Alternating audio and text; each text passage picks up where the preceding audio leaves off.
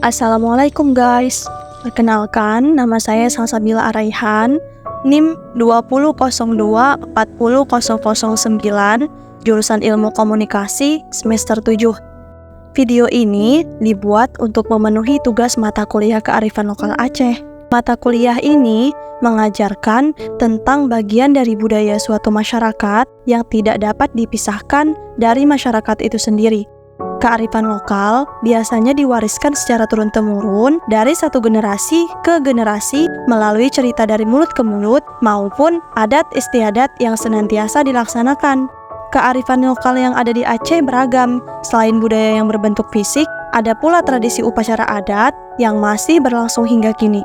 Aceh adalah daerah yang berada di provinsi paling barat dari Kepulauan Nusantara. Aceh juga dihuni oleh beberapa etnis masyarakat yang tentu saja memiliki pengaruh dalam kekayaan budaya daerah Aceh pada umumnya. Kebudayaan masyarakat Aceh sendiri telah banyak diwarnai dengan nuansa agama Islam sebagai agama yang memiliki peran banyak dalam sejarah Aceh. Akan tetapi, warna budaya serta upacara adat Aceh dan seluruh tradisinya justru semakin menambah keunikannya sendiri dan cukup menarik untuk diulas. Dari sekian banyak jenis kesenian maupun kebudayaan, upacara adat Aceh beserta ritual dan tradisinya adalah salah satu aspek yang sangat kental dalam kehidupan masyarakat di Aceh. Ragam upacara adat Aceh.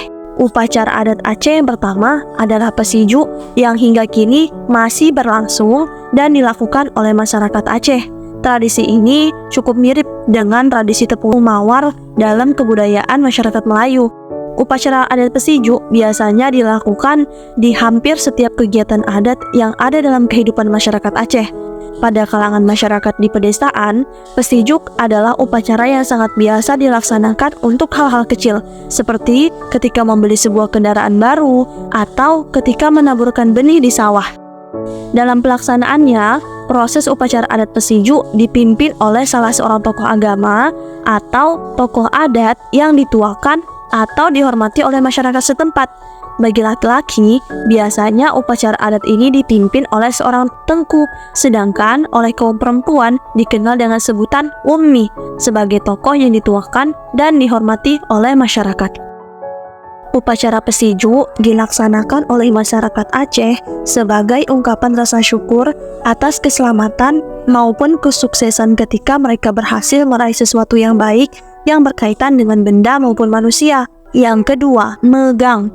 Tradisi megang atau dikenal dengan nama Mak Megang merupakan tradisi menyembelih hewan kurban yang berupa sapi atau kambing dan dilaksanakan setiap 3 tahun sekali, yaitu pada bulan Ramadan, Idul Fitri, serta Idul Adha. Daging hewan yang telah disembelih tersebut oleh masyarakat kemudian dimasak dan dinikmati bersama dengan kerabat, keluarga, dan dibagikan kepada beberapa anak yatim piatu. Biasanya, hewan kurban yang disembelih, baik itu sapi maupun kambing, berjumlah hingga ratusan. Selain sapi dan kambing, masyarakat Aceh juga menyembelih ayam serta bebek. Masyarakat biasanya akan memasak daging hewan tersebut di rumah, kemudian dibawa ke masjid agar dapat dimakan bersama dengan tetangga dan warga lainnya. Menurut sejarahnya, tradisi megang ini telah dilakukan sejak ratusan tahun yang lalu, sejak masa kerajaan Aceh. Pada masa itu, antara tahun 1607 hingga 1636 Masehi, Sultan Iskandar Muda memotong hewan dengan jumlah yang banyak. Kemudian, daging dari hewan tersebut dibagikan secara gratis kepada seluruh rakyatnya. Hal ini dilakukan oleh Sultan Iskandar Muda sebagai bentuk rasa syukur atas kemakmuran yang diterima rakyatnya dan sebagai rasa terima kasih pada seluruh rakyatnya. Yang ketiga, kenduri berat. Kenduri berat merupakan suatu tradisi yang dimiliki oleh masyarakat Aceh yang biasanya dilaksanakan pada nifsu Sya'ban.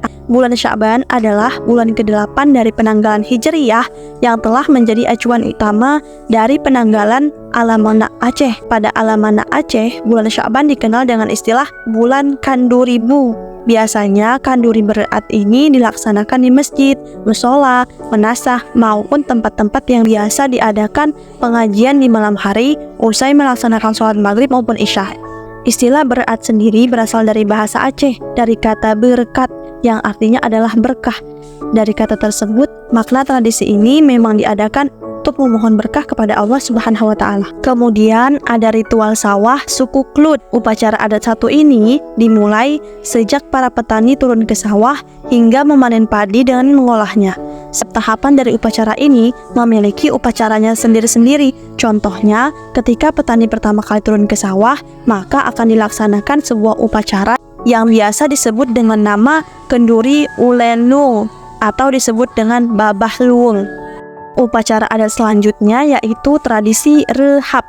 Upacara ini merupakan upacara adat kematian yang kental akan budaya dari masyarakat Alutuho di Nagan Raya, Nagro Aceh, Darussalam. Tradisi Rehab dapat diartikan sebagai sebuah kamar sakral yang ditinggali ketika ada seseorang yang meninggal dunia. Selain dianggap sebagai sebuah kamar yang sakral bagi orang yang telah meninggal, Rehab juga dapat diartikan sebagai barang yang ditinggalkan oleh orang yang telah meninggal dunia. Pada umumnya, barang-barang yang ditinggalkan dapat berupa pakaian terakhir yang dikenakan oleh orang meninggal, kemudian disimpan dalam kamar rehab yang telah disakralkan selama 40 hari.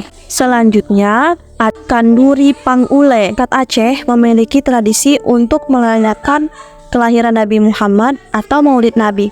Menurut penanggalan Aceh yang juga mengikuti penanggalan bulan Hijriyah, penamaan bulan Rabiul Awal adalah bulan Maulud atau bulan Maulid. Kemudian dilanjutkan dengan bulan selanjutnya, yaitu bulan Ado Maulud dan bulan Kemun Maulud. Yang terakhir yaitu acara adat dalam pernikahan, yaitu Antar Linto.